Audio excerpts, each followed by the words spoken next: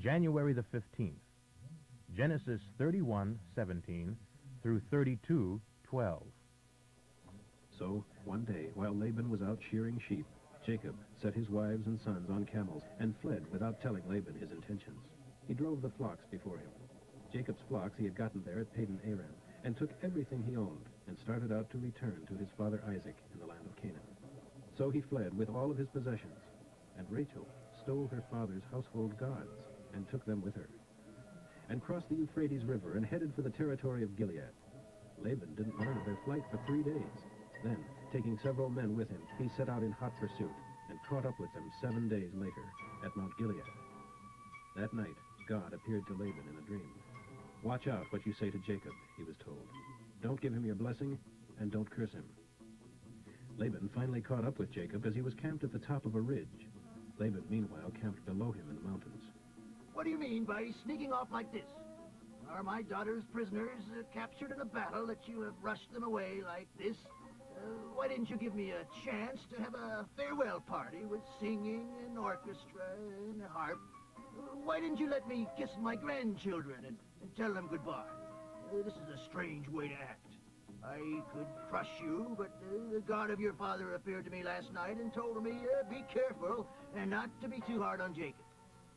But see here, though you feel you must go and long so intensely for your childhood home, why have you stolen my idols?" I sneaked away because I was afraid. I said to myself, he'll take his daughters from me by force.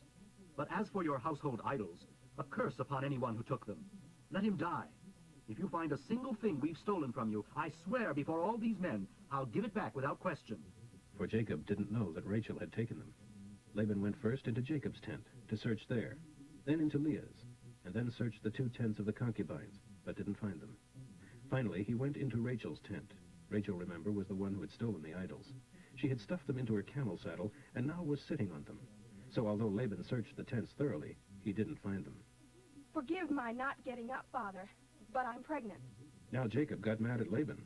What did you find? What is my crime? You have come rushing after me as though you were chasing a criminal and have searched through everything. Now, put everything I stole out here in front of us, before your men and mine, for all to see and to decide whose it is. 20 years I've been with you, and all that time I cared for your ewes and nanny goats so that they produced healthy offspring, and I never touched one ram of yours for food. If any were attacked and killed by wild animals, did I show them to you and ask you to reduce the count of your flock? No, I took the loss. You made me pay for every animal stolen from the flocks, whether I could help it or not. I worked for you through the scorching heat of the day, and through the cold and sleepless nights. Yes, 20 years. 14 of them earning your 2 daughters, and 6 years to get the flock. And you have reduced my wages 10 times. In fact, except for the grace of God, the God of my grandfather Abraham, even the glorious God of Isaac, my father, you would have sent me off without a penny to my name. But God has seen your cruelty and my hard work, and that is why he appeared to you last night. These women are my daughters, and these children are mine, and these flocks and all that you have, all are mine. So how could I harm my own daughters and grandchildren? Come now, and we will sign a peace pact, you and I, and we'll live by its terms. So Jacob took a stone and set it up as a monument, and told his men to gather stones and make a heap. And Jacob and Laban ate together beside the pile of rocks. They named it the witness pile, Jegar-Sahadutha in Laban's language, and Galaed in Jacob's. This pile of stones will stand as a witness against us if either of us trespasses across this line. So it was also called the watchtower, Mizpah. For Laban said, May the Lord see to it that we keep this bargain when we are out of each other's sight. And if you are harsh to my daughters, or take other wives, I won't know, but God will see it. This heap stands between us as a witness of our vows, that I will not cross this line to attack you, and you will not cross it to attack me. I call upon the God of Abraham and Nahor, and of their father, to destroy either one of us who does. So Jacob took oath before the mighty God of his father Isaac to respect the boundary line. Then Jacob presented a sacrifice to God there at the top of the mountain, and invited his companions to a feast, and afterwards spent the night with them on the mountain. Laban was up early the next morning, and kissed his daughters and grandchildren, and blessed them, and returned home. So Jacob and his household started on again, and the angels of God came to meet him. When he saw them, he exclaimed, God lives here. so he named the place God's territory. Jacob now sent messengers to his brother Esau in Edom, in the land of Seir, with this message. Hello from Jacob. I have been living with Uncle Laban until recently, and now I own oxen, donkeys, sheep, and many servants, both men and women. I have sent these messengers to inform you of my coming, hoping that you will be friendly to us. The messengers returned with the news that Esau was on the way to meet Jacob with an army of 400 men. Jacob was frantic with fear. He divided his household, along with the flocks and herds and camels, into 2 groups, for he said, If Esau attacks one group, perhaps the other can escape. Then Jacob prayed, O God of Abraham, my grandfather, and of my father Isaac, O Jehovah, who told me to return to the land of my relatives and said that you would do me good. I am not worthy of the least of all your loving kindnesses shown me again and again, just as you promised me. For when I left home, I owned nothing except a walking stick, and now I am 2 armies. O Lord, please deliver me from destruction at the hand of my brother Esau, for I am frightened, terribly afraid that he is coming to kill me and these mothers and my children. But you promised to do me good, and to multiply my descendants until they become as the sands along the shores, too many to count. Matthew 10:27 through 11:6. What I tell you now in the gloom, shout abroad when daybreak comes. What I whisper in your ears, proclaim from the housetops. Don't be afraid of those who can kill only your bodies, but can't touch your souls.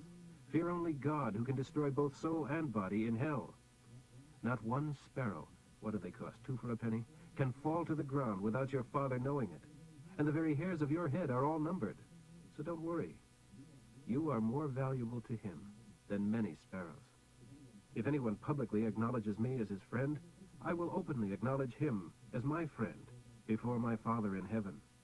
If anyone publicly denies me, I will openly deny him before my Father in heaven. Don't imagine that I came to bring peace to the earth. No, rather a sword. I have come to set a man against his father, and a daughter against her mother, and a daughter-in-law against her mother-in-law. A man's worst enemies will be right in his own home. If you love your father and mother more than you love me, you are not worthy of being mine. Or if you love your son or daughter more than me, you are not worthy of being mine. If you refuse to take up your cross and follow me, you are not worthy of being mine. If you cling to your life, you will lose it. But if you give it up for me, you will save it. Those who welcome you are welcoming me. And when they welcome me, they are welcoming God who sent me. If you welcome a prophet because he is a man of God, you will be given the same reward a prophet gets. And if you welcome good and godly men because of their godliness, you will be given a reward like theirs.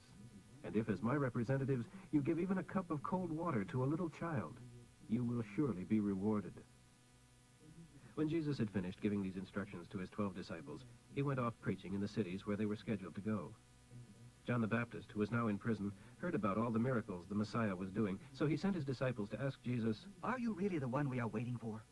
Or shall we keep on looking? Jesus told them, Go back to John and tell him about the miracles you've seen me do.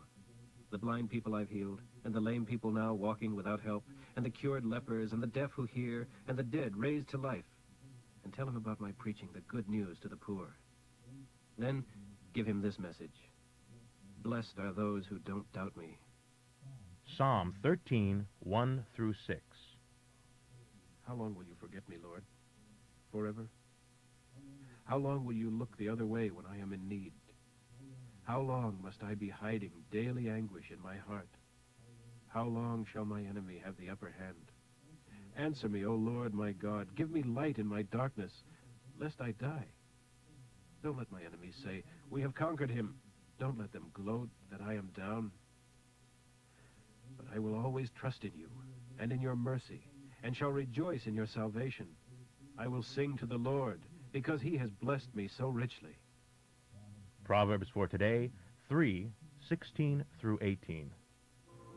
Wisdom gives a long, good life, riches, honor, pleasure, peace. Wisdom is a tree of life to those who eat her fruit. Happy is the man who keeps on eating.